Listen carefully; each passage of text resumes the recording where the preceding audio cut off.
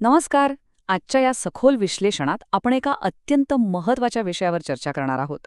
तो म्हणजे MSc physics म्हणजेच भौतिकशास्त्रात पदव्युत्तर शिक्षण पूर्ण केल्यावर उपलब्ध असणाऱ्या सरकारी करिअरच्या भन्नाट संधी. अनेकांना वाटतं की भौतिकशास्त्र शिकून करिअरचे ऑप्शन्स खूप लिमिटेड असतात.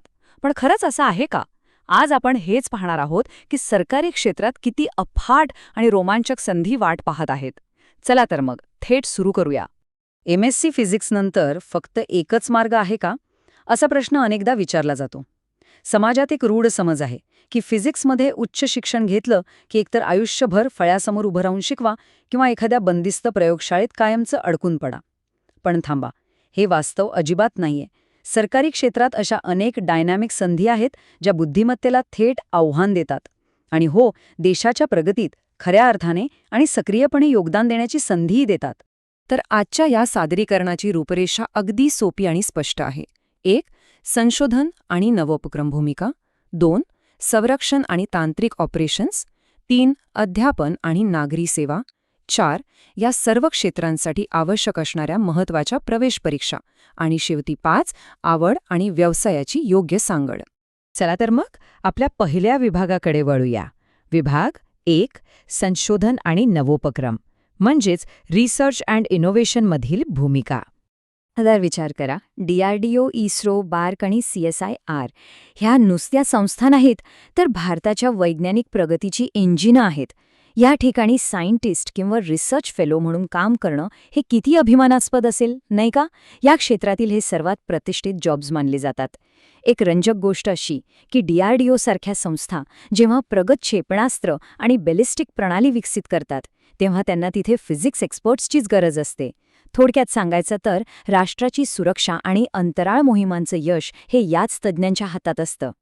आणि हे फक्त अंतराळ किंवा संरक्षणापुरतं मर्यादित नाहीये हां. देशाचं ऊर्जा क्षेत्र म्हणजेच एनर्जी सेक्टर देखील भौतिकशास्त्रावर प्रचंड अवलंबून आहे. NPCIL आणि DAE म्हणजेच अणुऊर्जा विभाग. इथे सायंटिफिक ऑफिसर आणि टेक्निकल ऑफिसर यांसारख्या अत्यंत महत्त्वाच्या भूमिका उपलब्ध असतात. देशाची वाढती ऊर्जेची गरज पूर्ण करणं आणि अणुप्रकल्पांच्या सुरक्षिततेचं अचूक व्यवस्थापन करणं यात या अधिकाऱ्यांचं योगदान खऱ्या अर्थाने मोलाचं असतं. आता साहजिकच प्रश्न पडेल की या संशोधन क्षेत्रात एंट्री कशी मिळवायची? तर याचं उत्तर आहे JRF आणि SRF म्हणजेच ज्युनियर रिसर्च फेलोशिप आणि सीनियर रिसर्च फेलोशिप. या अत्यंत प्रतिष्ठित सरकारी फेलोशिप्स आहेत, ज्या मिळवण्यासाठी CSIR नेट आणि गेट यांसारख्या राष्ट्रीय स्तरावरील परीक्षा क्रॅक कराव्या लागतात.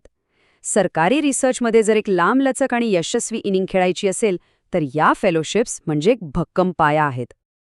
आता वळूया आपल्या दुसऱ्या विभागाकडे. विभाग 2. संरक्षण आणि तांत्रिक ऑपरेशन्स म्हणजेच डिफेन्स अँड टेक्निकल ऑपरेशन्स. संरक्षण आणि तांत्रिक ऑपरेशन्समध्ये भौतिकशास्त्राची भूमिका काय असू शकते, तर ती खरोखरच निर्णायक असते. भारतीय लष्कर, नौदल आणि हवाई दलात थेट टेक्निकल ऑफिसर म्हणून काम करण्याची सुवर्णसंधी मिळू शकते.